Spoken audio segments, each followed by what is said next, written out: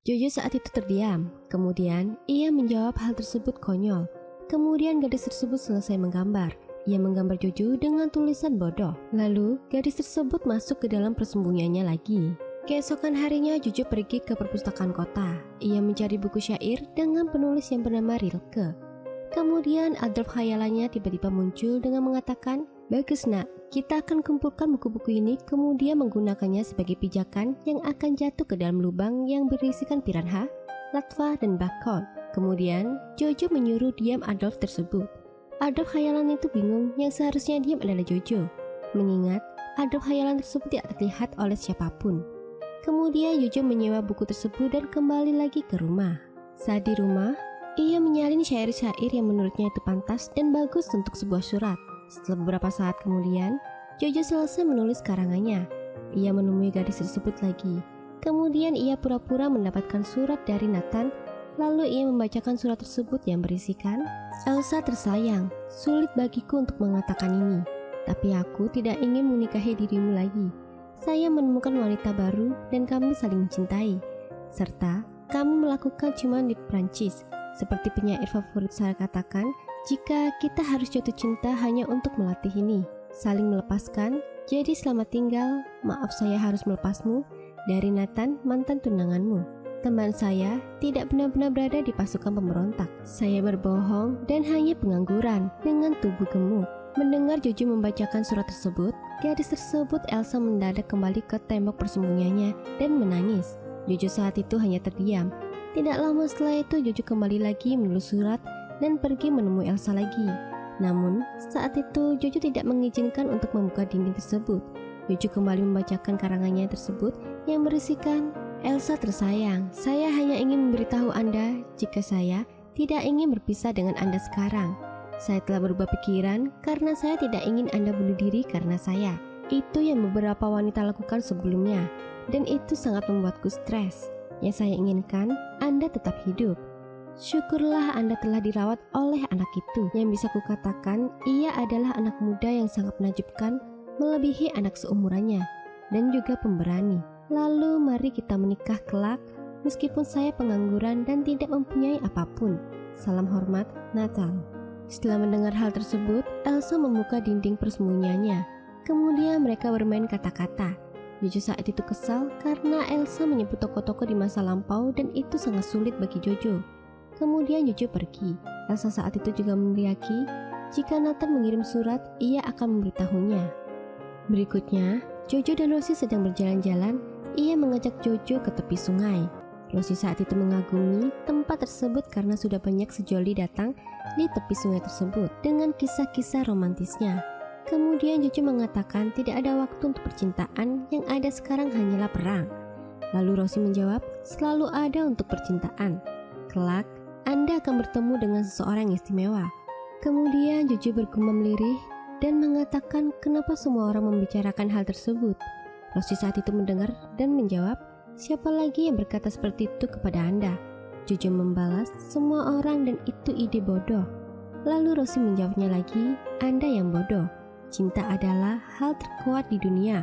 Lagi-lagi Jojo menyautinya juga, jika ia bisa menemukan juga jika logam adalah hal terkuat di dunia ditambah dinamit dan otot. Setelah itu, Rosie menghampiri Jojo dan menalikan sepatunya yang terlepas. Dengan berbicara, "Jojo, Anda akan tahu saat hal tersebut terjadi. Anda akan merasakannya, itu adalah rasa sakit. Di perutmu seolah-olah dipenuhi dengan kupu-kupu." Kemudian mereka bercanda di sepanjang jalan. Di tengah jalan, Rosie mengatakan, "Anda tumbuh besar dengan cepat. Anak umur 10 tahun tidak seharusnya merayakan perang dan berbicara politik. Anda juga seharusnya memanjat pohon lalu terjatuh dari pohon tersebut."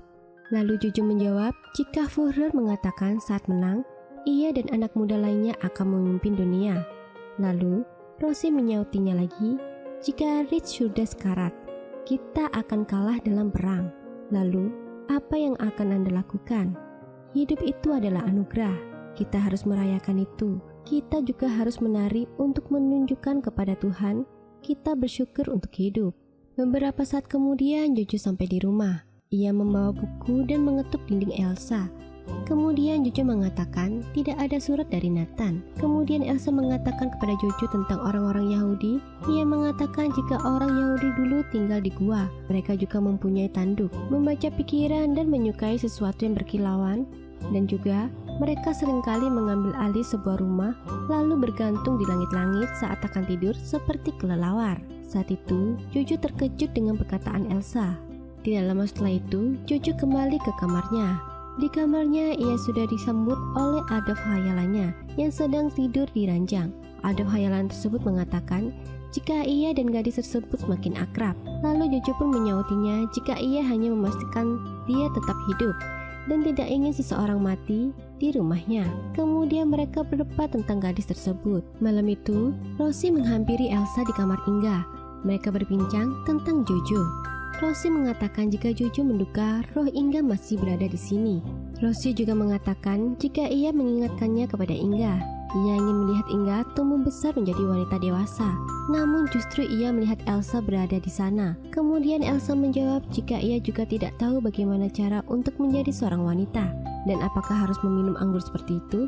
Ya, Anda bisa meminum champagne jika merasa bahagia dan sedih, mengendarai mobil, berjudi jika Anda mau, memiliki berlian, belajar menembak, dan bisa pergi ke Maroko, lalu memiliki kekasih, kemudian membuat mereka menderita. Setelah itu, menatap mata harimau dan percaya tak kenal takut, seperti itulah menjadi wanita. Keesokan harinya Jojo datang ke Kapten K.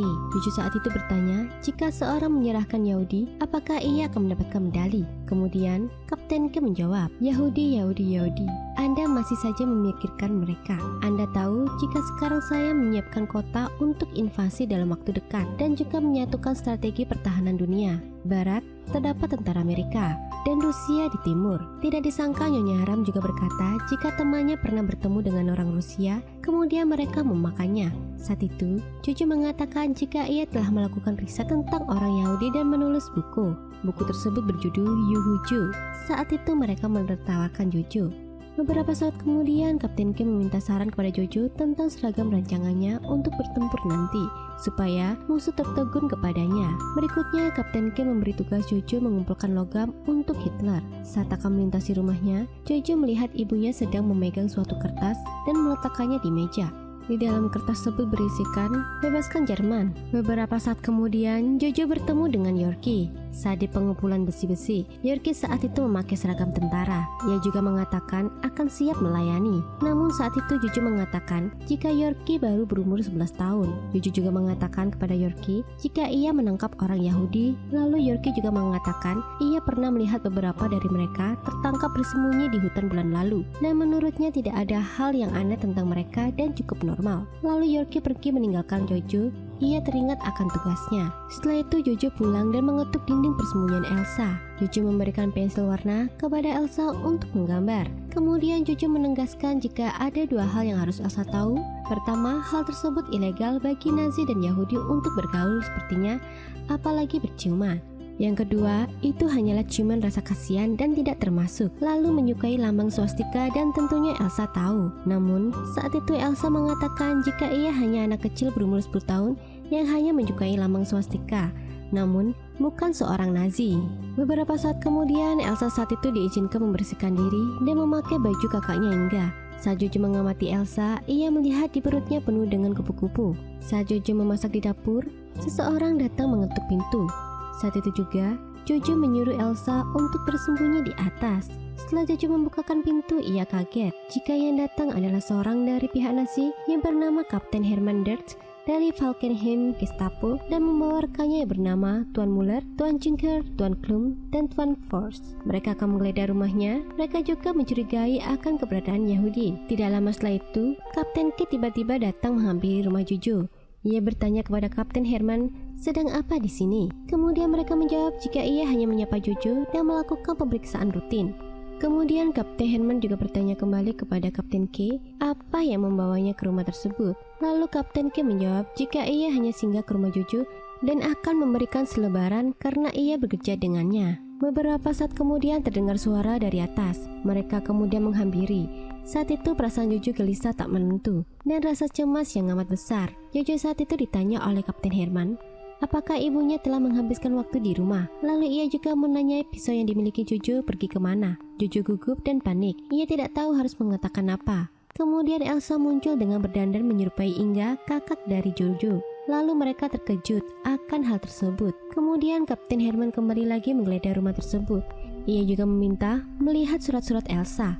Saat itu Kapten K yang memegang data diri yang Elsa berikan. Namun Kapten K sepertinya sedikit tahu tentang Elsa tersebut dan menutupinya. Kemudian Kapten Herman menemukan buku di meja yang berjudul Yuhuju. Lagi-lagi Elsa mengatakan jika ia yang membuatnya karena ia ingin mengungkap orang Yahudi, cara bersikap, berpikir, dan penampilan mereka dan akan menjadi hadiah untuk viewer. Tidak lama kemudian mereka meninggalkan tempat tersebut. Kapten K juga berpesan jika harus menjaga keluarga dan juga pisaunya. Elsa lalu pergi ke persembunyiannya. Saat itu Jojo berkata jika ia telah mengelabui mereka. Namun Elsa panik jika tanggal lahir Inga bukanlah tanggal 1 Mei, melainkan tanggal 7 Mei. Jojo mengetahui jika Kapten K telah membantunya. Ia juga ingin Elsa menjadi Inga, karena tidak ada yang tahu jika Inga telah tiada. Ia juga akan memberitahu ibu Jojo tentang semuanya ketika ia pulang ke rumah. Lalu Jojo berbicara dengan Adolf khayalannya. Jojo berkata jika gadis tersebut tidak terlihat seperti orang jahat. Namun Adolf di sini kesal dengan Jojo.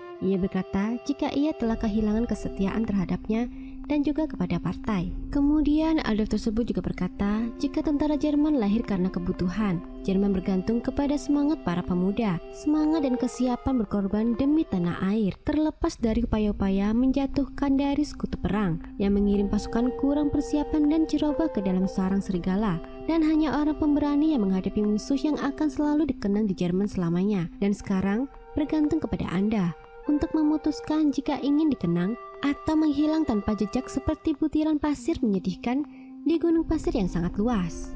Keesokan paginya Jojo pergi ke pusat kota sambil membawa keranjang belanja.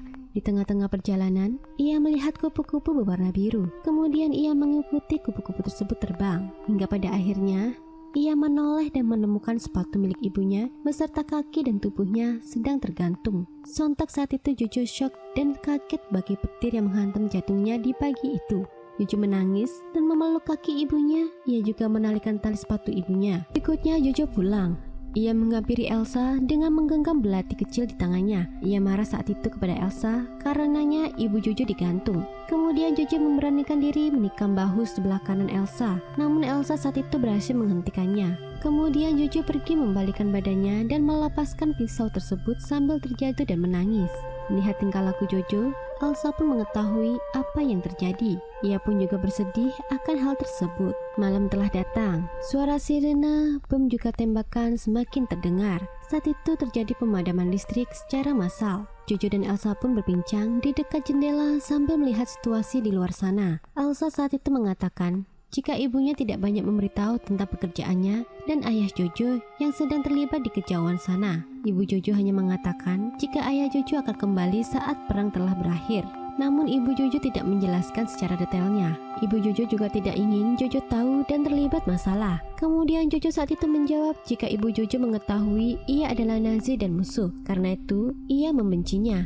Ia juga berkata saat ini tidak mempunyai siapa-siapa lagi. Mendengar hal tersebut, Elsa berusaha menghibur Jojo jika yang dialaminya sekarang sama halnya dengan Elsa alami. Berikutnya, Jojo menanyai Elsa hal apa yang akan Elsa lakukan jika ia terbebas nanti. Kemudian Elsa menjawab menari. Saat itu Jojo tersenyum sambil memandangi keadaan kota yang berkelip-kelip bagai kembang api di malam hari. Keesokan harinya Jojo pergi berjalan ke pusat kota. Ia melihat gedung-gedung yang hancur berantakan dan juga para masyarakat yang menyelamatkan barang-barang mereka. Kemudian ia berkeliling mencari sisa-sisa makanan yang berada di tong sampah. Hari berikutnya adalah musim dingin. Ia pergi untuk mencari kayu bakar. Lalu ia melihat seekor kelinci yang tersenyum. Berikutnya ia menulis surat untuk Elsa lagi dan berpura-pura sebagai Nathan. Hari demi hari mereka lalui. Perang saat itu masih terus berlanjut. Hari berikutnya seperti biasanya Jojo akan mencari sesuatu di pusat kota tersebut sambil membawa gerobak kecilnya. Saat melewati area di mana pasukan Jerman tersebut bersiap, mereka semua mendengar ledakan bom. Kemudian menjerit. Jojo saat itu panik dan berlari menuju tempat aman. Tidak disangka ia bertemu dengan Yorkie dan teman yang lain sedang membawa senjata semacam rudal. Lalu Yorkie menjatuhkan senjata tersebut dan mengenai gedung yang ada di depannya dan membuat orang-orang di sekitar sana panik dan berlarian. Kemudian Yorkie berteriak jika ia merindukan Jojo dan memeluknya. Ia juga mengucapkan turut berbela-sungkawa terhadap ibunya. Lalu Jojo bertanya kepada Yorkie, apa yang sedang terjadi? Yorkie menjawab jika tentara Rusia datang, juga Amerika, Inggris, Tiongkok, Afrika, India, dan seluruh dunia datang. Kemudian Jojo mengatakan kepada Yorkie jika ia masih mempunyai orang Yahudi tersebut dan sekarang telah berstatus pacaran. Yorkie saat itu menyelamati Jojo dan itu kabar yang sangat bagus. Namun yang dikhawatirkan Jojo saat itu adalah jika gadis tersebut adalah seorang Yahudi. Lalu Yorkie juga membalas Jojo saat itu jika hal tersebut bukanlah suatu kekhawatiran dan ada yang lebih besar lagi daripada Yahudi. Namun, adanya orang Rusia yang berada di sana dan juga Hitler yang sudah tidak ada. Ia menyerah dan menembak kepalanya sendiri. Berikutnya, tembakan demi tembakan menghantam gedung-gedung tersebut. Saat Jojo dan Yorkie akan melewati jalan, kemudian mereka berlari untuk menyelamatkan diri. Saat itu, tank dari tentara lain sedang beroperasi dan menembaki tentara Jerman. Kemudian, mereka bertemu dengan Nyonya Ram. Ia menyuruh anak-anak didiknya tersebut berperang. Ia juga menyuruh Yorkie berperang dan memakaikan jaket tentara untuk Jojo supaya tidak tertembak. Tak lama setelah itu, Nyonya Ram mati tertembak tank. Kemudian telinga Jojo berdenging. Ia melihat para tentara yang kehilangan tangannya dan juga para warga, orang tua, anak-anak semua ikut dalam berperang. Lalu ia juga bertemu dengan Kapten K dan Sersan Finkel. Mereka serius memakai seragam rancangannya untuk berperang. Saat itu, Jojo berlari untuk menyelamatkan diri dari keadaan tersebut di bawah bangunan. Setelah dirasa keadaan cukup membaik, ia keluar dari tempat persembunyiannya tersebut. Bendera Amerika sudah berkibar. Tank-tank para tentara Amerika, Rusia, dan lain-lain sudah berjajar di pusat kota. Kemudian tentara Jerman dikumpulkan dan digiring ke penampungan. Saat Jojo berjalan, ia dipanggil oleh tentara Rusia dan menyeretnya di penampungan. Di sana, ia bertemu dengan Kapten K. Kapten K saat itu turut prihatin terhadap Rosie, ibunya.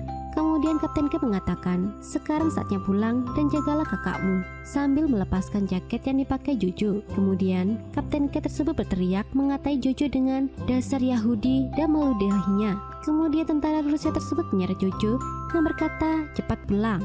Kapten K saat itu diseret oleh tentara Rusia dan tersenyum lega melihat Jojo. Beberapa saat kemudian, Jojo berlari sambil menutupi kedua telinganya. Hingga akhirnya ia bertemu dengan Yorkie yang sedang duduk tidak mengenakan baju. Mereka kemudian berpelukan. Jojo mengira Yorkie sudah mati. Lalu Yorkie berkata kepada Jojo jika perang sudah berakhir dan setidaknya pacarmu sudah terbebas. Dia bisa pergi sekarang. Kemudian Jojo berlari pulang ke rumahnya. Sesampainya di rumah, Jojo menghampiri Elsa. Kemudian Elsa bertanya kepada Jojo, apa yang terjadi di luar sana? Apakah keadaan sudah aman dan boleh untuk keluar? Kemudian Jojo berpura-pura tidak tahu. Perasaan Jojo saat itu takut kehilangan Elsa, mengingat Jojo sudah tidak punya siapa-siapa lagi.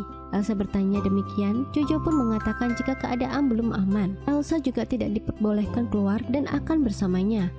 Mendengar hal tersebut, Elsa terdiam. Saat melihat-lihat buku Yuhuju, ia teringat dengan kakak dan ibunya. Kemudian ia membalikkan kertas tersebut. Ia juga tiba-tiba menyobek kertas kosong. Kemudian ia berpura-pura kembali menerima surat dari Nathan. Kemudian Jojo membacakan suratnya yang berisikan, Elsa yang tersayang, saya tahu ini sangat sulit untukmu, dan saya tahu Anda merasa seperti menyerah. Namun saya harus melanjutkan. Saya dan teman baikmu Jojo telah membuat rencana pelarianmu, jadi tolong dengarkan dia. Dia akan membantumu keluar dari sana. Lalu Anda bisa menemui saya di Prancis. Jangan khawatir tentang Jojo. Dia akan baik-baik saja. Sampai jumpa di Paris. Salam, Nathan. Setelah mendengar hal tersebut, Elsa membuka pintu dindingnya. Ia berkata jika Nathan telah meninggal tahun lalu karena TBC. Elsa saat itu juga berterima kasih kepada Jojo sudah begitu baik kepadanya. Sikap Jojo saat itu terkejut. Ia juga mengatakan jika ia mencintai Elsa. Jojo saat itu juga tahu mungkin Elsa hanya menganggap Jojo sebagai adiknya saja. Kemudian Elsa pun membalas jika ia juga mencintainya, namun sebagai adik dan kakak pada umumnya. Kemudian Jojo mengatakan jika ia dan Nathan palsu telah mempunyai rencana untuk pelarian Elsa. Elsa diminta untuk menguasai barangnya dan bersiap. Beberapa saat kemudian Jojo bercermin di kaca kamarnya. Ia berkata kepada dirinya sendiri, Jojo Pestler, umur 10,5 tahun. Hari ini berusahalah semampunya. Lalu Adolf khayalannya datang dengan kepala yang berdarah. Ia mengatakan jika Jojo akan pergi kemana. Ia juga mencurigai jika Jojo mencintai gadis tersebut. Ia juga menyuruh Jojo kembali di tempat seharusnya dan menyuruhnya memakai emblem swastika. Namun saat itu Jojo berteriak menolaknya dan membuang emblem tersebut dan menendang Adolf khayalannya. Berikutnya, Elsa menunggu Jojo di depan pintu.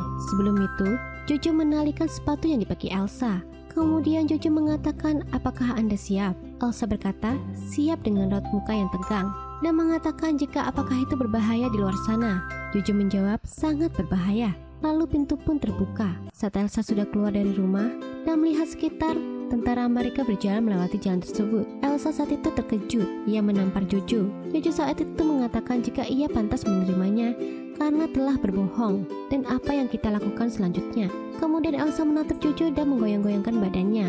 Jojo saat itu masih terdiam. Kemudian ia ingat waktu lalu Elsa mengatakan jika ia terbebas ia akan menari. Jojo kemudian mengikuti gerakan Elsa dan mulai ikut menari.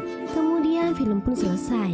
Bagaimana alur film yang Nona Mary bawakan? Tulis di kolom komentar ya jika kalian suka tentang alur film tersebut. Mohon maaf jika ada salah kata dan see you next video. Bye bye.